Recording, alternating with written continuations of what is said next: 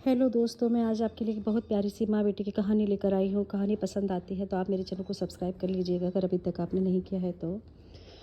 माँ खुद नहीं सोई हमें सुलाया, हर कहानी और किस्सों से हमें हंसाया, हर मुश्किल और परेशानी को गले लगाया और हमें दुनिया में कुछ अलग तरीके से जीना सिखाया।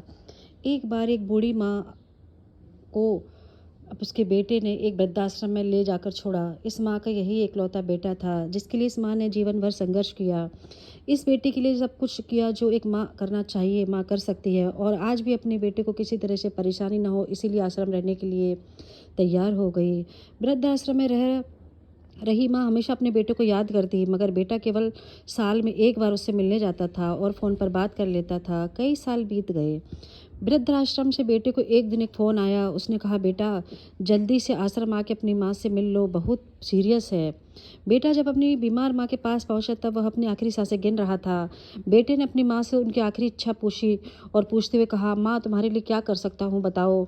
माँ ने कहा, बेटा इस आश्रम में गर्मी और मच्छर बहुत ज़्यादा हैं और यहाँ पर कुछ पंखे लगवा देना। फ्रिज ना होने की वजह से यहाँ पर हम बूढ़ों को कई दिन भूखे पेट भी सोना पड़ता है, क्योंकि किसी ने दिया हुआ खाना को खराब होने से नहीं बचा सक पाते।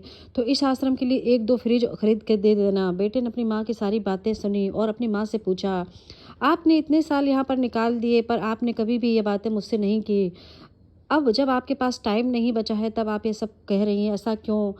क्यों? माँ ने बेटे को जवाब देते हुए कहा, बेटा मैंने गर्मी भूख पीड़ा सहन कर ली, लेकिन मुझे पता है कि जब मैं तेरे बच्चे तुझे यहाँ पर छोड़कर जाएंगे तब तू यह सब सहन नहीं कर पाएगा, इसलिए तेरी सुविधा के लिए तुझे यह सब बदला लगाने के लिए कह रही हूँ।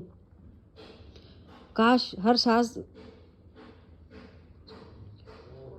खुद से कह रही हूँ। ये थी झकझोर देने वाली कहानी। खुद से पहले मुझे खाना खिलाती थी वो माँ थी, मेरे कुछ कहने से पहले ये सब समझती थी वो माँ थी।